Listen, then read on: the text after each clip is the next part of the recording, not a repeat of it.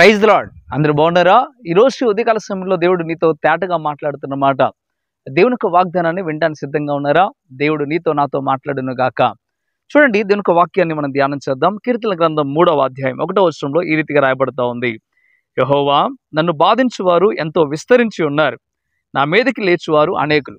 దేవుని యొక్క వాక్యం చెప్తున్న మాట ఇక్కడ దావీదు కీర్తనకారుడు మాట్లాడుతూ ప్రారంభిస్తూ అంటున్నాడు, యెహోవా, నన్ను బాధించువారు ఎంతో విస్తరించి ఉన్నారు, అంతేగాక నా మీదకి అనేకులు లేస్తూ ఉన్నారు అని చెప్పడం ప్రారంభిస్తూ ఉన్నాడు. ప్రియమైన దేవులారా, మీ పరిస్థితి కూడా ఆ రీతిగానే ఉందా?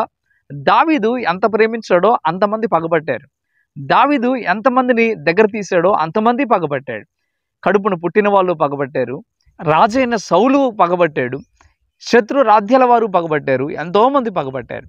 కానీ దావీదు దేవునితో మాట్లాడటం ప్రారంభిస్తూ అంటున్నాడు, యెహోవా అని చెప్పడం ప్రారంభిస్తూ ఉన్నాడు. యెహోవా, నా మీదకి పగబట్టిన వాళ్ళు ఉన్నారయ్యా, ఇదిగో బహుమంది ఉన్నారు నాయనా అని దేవునితో మాట్లాడటం ప్రారంభిస్తున్నాడు.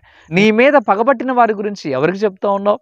దేవునికి చెప్పడం ప్రారంభించాలి, అంటే ప్రార్థన చేయడం ప్రారంభించాలి. ఇదిగో మనుషులు నీ మీద పగబట్టినప్పుడు, మనుషులు నీ మీద పగబట్టినప్పుడు నువ్వు ఎంత మాత్రం కూడా ఇతరులకు చెప్పక దేవునికి చెప్పడం ప్రారంభించాలి. నీ బాధని దేవునితో పంచుకోవాలి. నీ యొక్క హృదయంలో ఉన్న బాధ, నీ హృదయంలో ఉన్న వేదన, అది దేవునికి ఎప్పుడైతే నువ్వు చెప్తావో అప్పుడు దేవుడు దాన్ని పరిష్కరించడం ప్రారంభిస్తాడు. దావీదు జీవితంలో నెమ్మది లేదు, దావీదు జీవితంలో శాంతి లేదు, దావీదు జీవితంలో ఎంత మాత్రం కూడా ఏ మాత్రమైన సంతోషం లేదు. కానీ దేవుడు దావీదు జీవితాన్ని పూర్తిగా మార్చి ఎంతో ఆనందకరముగా సంతోషకరముగా మార్చాడు. ప్రతి ఒక్క సమస్యలో దావీదుకి దేవుడు తోడే ఉన్నాడు. ఈరోజు నీకు కూడా తోడే ఉంటాడు. దావీదు వల్ల యథార్థంగా ప్రార్థన చేయి, దావీదు వల్ల యథార్థంగా ప్రభుని స్తుతించు, దావీదు వల్ల ప్రభు సన్నిధిలో నమ్మకంగా ఉండడం ప్రారంభించు.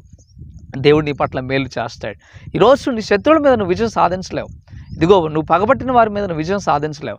ఒకవేళ వారు పగబట్టారు కదా నువ్వు పగబట్టినట్లయితే నిన్ను కూడా వారు ఏదో ఒక రీతిలో అర్థం చేస్తారు. దేవుడు అంటున్నాడు, వారి మీద నువ్వు పగన పెంచుకోకుండా నువ్వు ప్రార్థన చేయడం ప్రారంభించు, దేవుడికి అప్పచెప్పడం ప్రారంభించు. దేవుడు నిన్ను ఉన్నతమైన స్థితికి మారుస్తాడు. ఇదిగో దావీదు, నన్ను బాధించు వారు ఎంతమంది ఉన్నారు, నిన్ను కూడా బాధ పెడుతూ ఉన్నారు.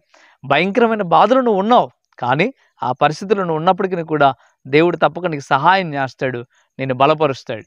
దేవుడు ఈ మాటలు నీ జీవితంలో నెరవేర్పు కలుగు చేయను గాక. ఆమేన్.